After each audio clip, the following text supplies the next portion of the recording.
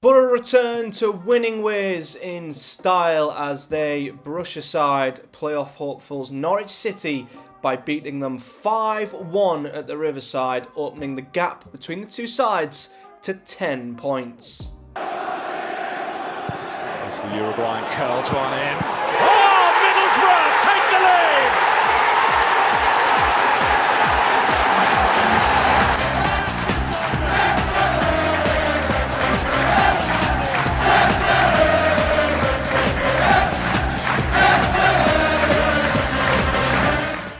What is up, guys? Matthew here and welcome back to another episode of Project Boro. Today we're back looking at the latest Boro game, which of course was a thumping 5-1 win at home to Norwich City. Now, this game for me, in my mind, was a huge banana skin. And not just because Norwich were wearing yellow, bad joke, I know, but because they're a team who on their day can beat anybody.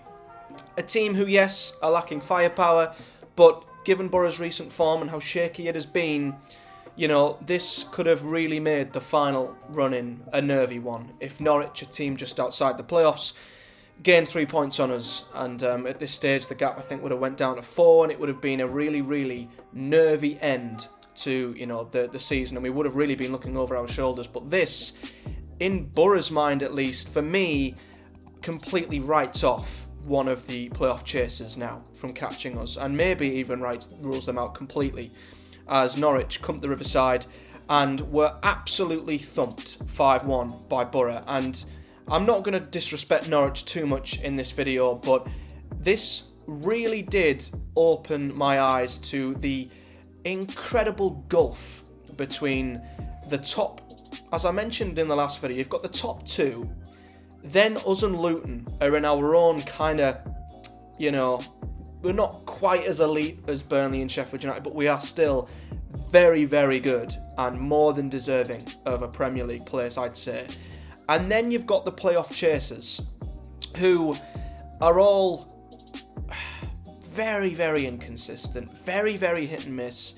And it's games like this where you see, you know, that there is a huge, huge gap still between the sides. And, you know, Preston, who've been on a great run on the brink of the playoffs, come to Boro only a few weeks back, were beaten 4-0 convincingly. Norwich have came, arguably at a time where Boro were quite vulnerable, and have lost 5-1. And I'll be honest, they were awful defensively. And this actually probably wasn't a 5-1 game. Boro were ridiculously clinical. I mean, I think we scored with our first 5 shots. It wasn't a 5-1 game. Of course, it was great to see a 5-1 game. It was great sitting in the stands and seeing us score 4.5. I don't think I've ever seen Boro score 4 in one half before. And yeah, we got a helping hand from Norwich, absolutely. But yeah, for me, it was more of an important result. Whether it was 1-0, 5-1, doesn't matter. Get the job done, get back to winning ways. And these goals and the manner of the win, the scoreline, I think, will just help breed even more confidence into this Boro side. And, you know, in fairness, Norwich actually started the better team. They started really well. The first 10 minutes were really, really bright. As you can see there, the momentum was on their side, and until Boro scored, arguably at the perfect time. And it was a wonderfully worked goal down the right hand side, lovely flick on into the path of, I think it was Akpom. He slipped in Cameron Archer, who crossed the ball to Aaron Ramsey, who of course was on loan at Norwich earlier in the season, and yeah, really gave their fans the treatment. I'm not going to lie, if it was me in the end, I'd be furious, but as a Boro fan seeing that, it was pretty good. And he very much stuck it to his former club. And yeah, I didn't really understand why at the time, if there was any bad blood there, but looking at the sort of Norwich fan forums and such, Aaron Ramsey was not popular there. They didn't think he was good enough, and he clearly didn't take fondly to that. And yeah, let them know about it and put Boro 1-0 up. And that was in a period where we weren't on top. We started slow, as we have done a little bit in recent games. And, you know, that goal really helped us gain control. But Norwich were playing in a really strange way. It was almost as if David Wagner was trying to go blow for blow with Boro. You know, his team were playing very wide, playing very expansively, lots of space in the middle of the pitch, whereas the teams who've done well against us recently have done the opposite. You know, Bristol City, Huddersfield packed out the centre of the pitch, and yeah, it gave us plenty of freedom down the sides, but if you stop Boro going through the middle, stop the connection between Archer and Ramsey and Akpom, you know, that nullifies Boro a bit. You know, don't get me wrong, we've still got force, we've still got Giles who can do damage down the sides, Tommy Smith, but Norwich sort of tried to go head to head with Boro, and it backfired horrendously for them, and they were incredibly open, and the end of this first half was bonkers, if you ask me. Norwich did have one huge chance, though, I will say that, to make it 1-1, and I quite frankly have no idea how Josh Sargent did not score this. Ball down the left-hand side, shot saved by Stefan, and Stefan was just still in exactly the same place as he was when he saved it. Sargent had to put it either side or over him. It was easier to score. I mean, how he missed, I don't know. I have no idea how he's somehow managed to hit that directly at Stefan, who was lying on the floor helpless in front of him, but he did, and I feel like that was the moment for me. If that was 1-1, maybe it's a different game, but it wasn't, and after that there was just a absolute flurry of goals. Firstly, it has to be said, Aaron Ramsey did go off before Boro doubled their lead. He went off for Alex Mowat, who I'm going to talk about later on, but a little bit of a concern seeing Aaron Ramsey go off injured. You know, fingers crossed it's nothing too serious, as yeah, he was absolutely up for this game and looked like he could have really, you know, added a lot more to what was already a big win. So hopefully, fingers crossed, he's not in too much trouble and his injury isn't too severe. But after Norwich passed up the chance to equalise, Boro made it 2 on the 41st minute. Great work down the right-hand side. Marcus Forss, once again, just doing absolute bits as a right winger. Played the ball in, and you've got to say Hayden Hackney's finish was a beautiful one. You know, it's his second goal for the club. He didn't absolutely whack it. He didn't try and put his foot through it.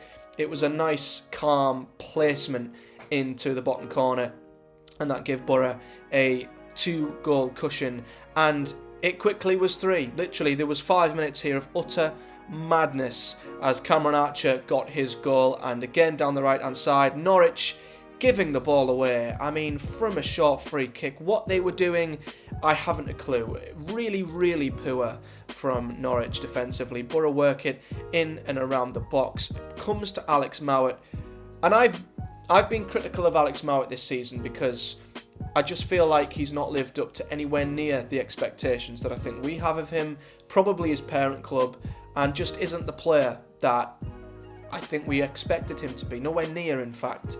But he come on in place of Aaron Ramsey and was absolutely phenomenal in this game. And the ball through to Archer was unbelievable. You know, he played it at pace because he had to get it through a really small gap, but it was pinpoint, it was accurate, it was a great drilled ball through to Archer, who still had to deal with it. Great first touch, and whenever you put Cameron Archer in front of goal, you know, he is an unbelievable finisher. One of the best finishers I think I've seen at Middlesbrough for a long time. Great touch, opens up his body, puts it in the far corner, and it's 3-0, and it's game over.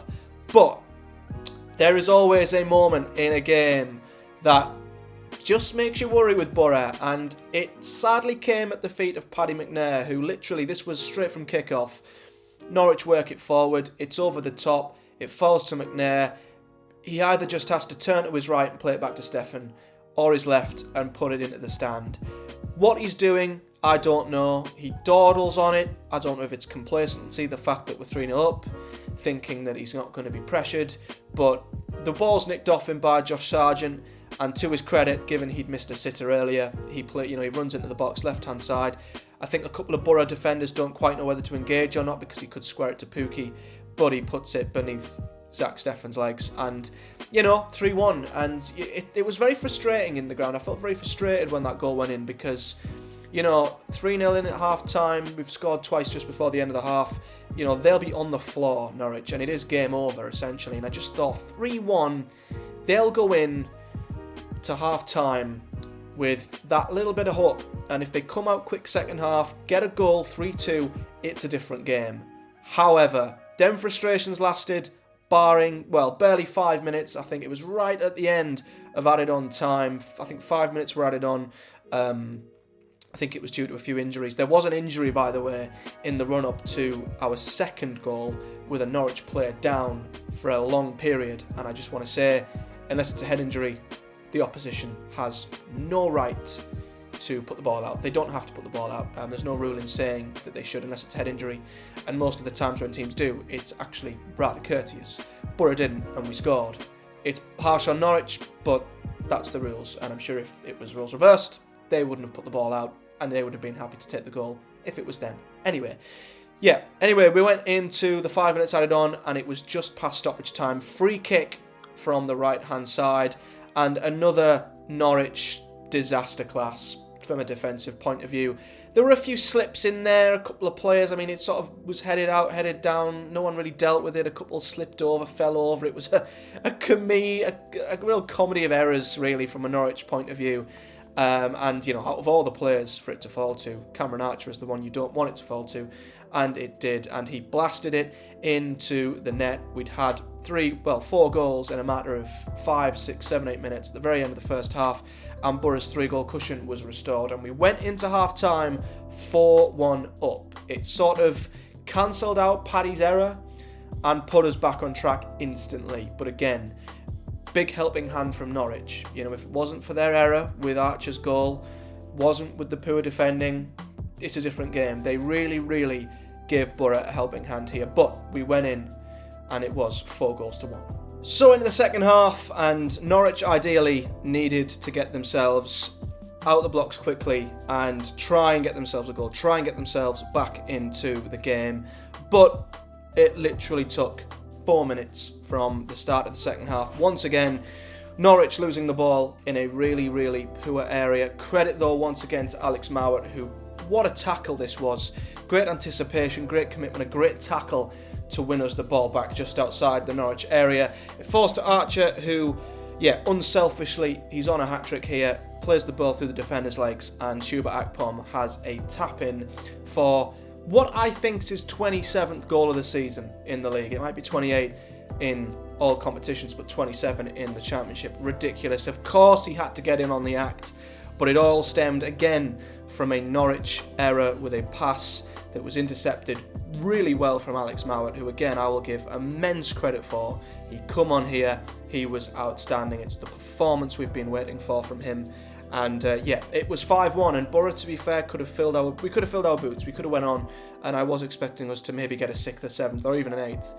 But it wasn't to be, and we just sort of let the game peter out from there. A couple of niggly injuries, though, it has to be said. Forster did go off on the 68th minute.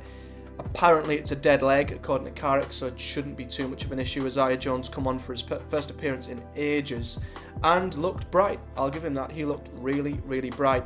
A couple of other players come on, Bowler, Crooks and Barlasser. But yeah, there was no Dale Fry in the squad and no Riley McGree, both injured. So a couple of injuries are starting to mount up for Boro at the moment, which isn't great. But I feel like we've probably got enough of a cushion now to ensure that we should be okay. But yeah, a fantastic game, great performances all around. Carrick did admit we've played better than that and probably not even won the game. Never mind 5-1. Big helping hand from our opponents, as you can see there. Josh Sargent was their only player who come up with any form of credit. They did have 2 sort of second-hand centre-halves. Their 2 main defenders, main centre-backs, being Ben Gibson and Grant Hanley, were both injured. So Boro, maybe a bit fortunate that we've come across Norwich at this time, but we had to take advantage of it, which we did. And everyone in the Boro side, well, barring Paddy McNair, due to his error, had an amazing game and got an amazing rating. Stefan, I don't know why he only got a 6.7. Maybe it's because he didn't have too much to do. Don't quite know. But,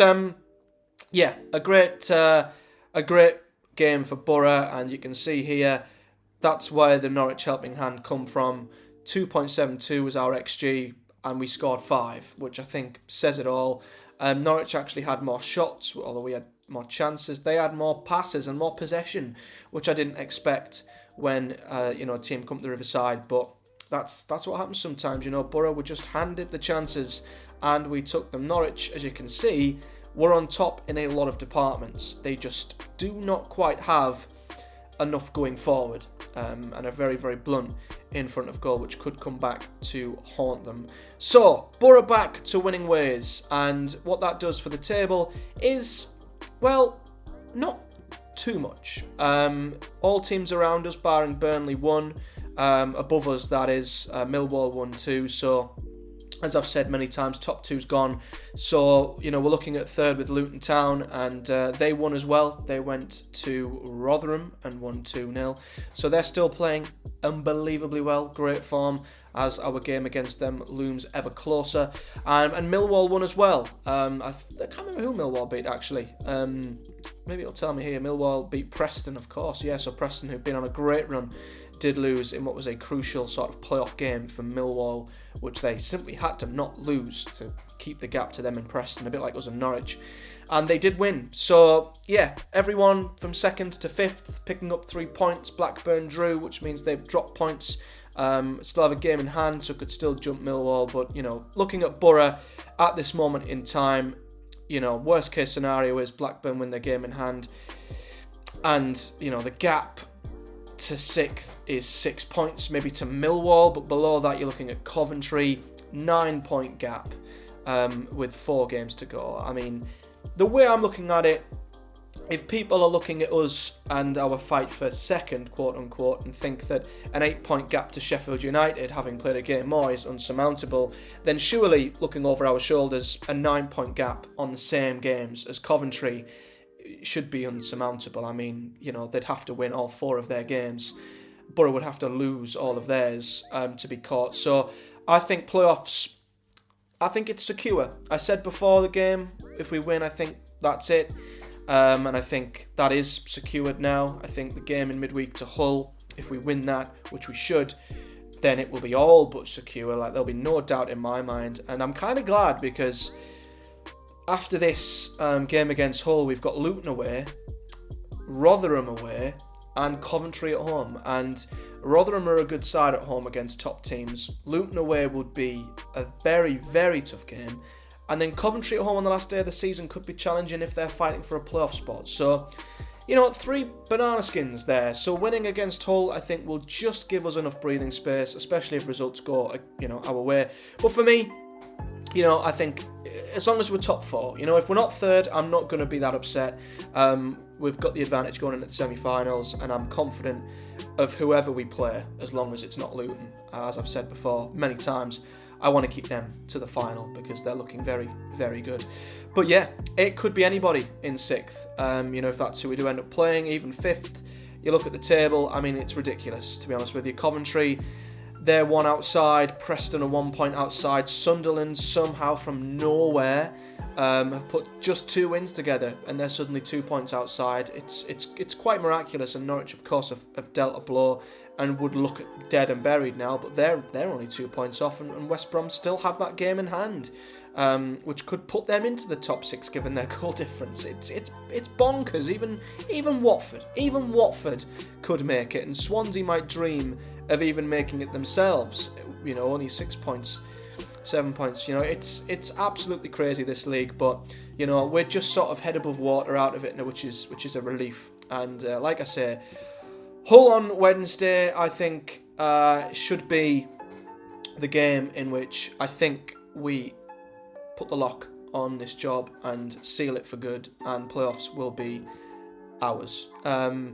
Against Hull at home, a relatively good record. I know we've struggled in recent seasons just because, we've been a bit rubbish in recent seasons. But yeah, my memories of being at home to Hull are pretty good. I think away from home, yeah, it's a tough place to go sometimes. But they've not been in great form recently, Hull City. Started really well under Liam Rosenior, but have sort of been very inconsistent. You go back to, their game against West Brom at the start of March. Since then, they've only won 1 of their last 6. So, yeah, I'm confident Boro can get the job done here at home, and I think they will, and I think it will be the playoffs confirmed. It will be difficult, though, without the likes of McGree who I don't think will be in the squad. It sounds like he could be weeks out, which isn't great. Fry, I don't think will play either. We might see the return of Force with his dead leg, and Ramsey might not be risked. So this will be a game where we'll need the squad, but I'm confident Boro can get the job done, and I'm going to go with a 3-0 Boro win. I think we'll get a few more goals, and I think we'll get Hull 3 points in the bag, and playoffs will be secured completely come Wednesday night. But that's it for this episode of Project Boro, guys. As always, do like this video if you've enjoyed it. It really helps the video out. Subscribe for more and hit the bell too so you never miss an upload. Leave me a comment below with your thoughts on the Boro. Even if you're an opposition supporter, let me know what you think of your team, and if you've played Boro or if you've got thoughts on the playoff race, whatever it may be. But until next time, guys, I'll be back with another episode of Project Boro after Wednesday, once we've hopefully beaten Hull City. But until then, thanks for watching, guys. I'll see you next time.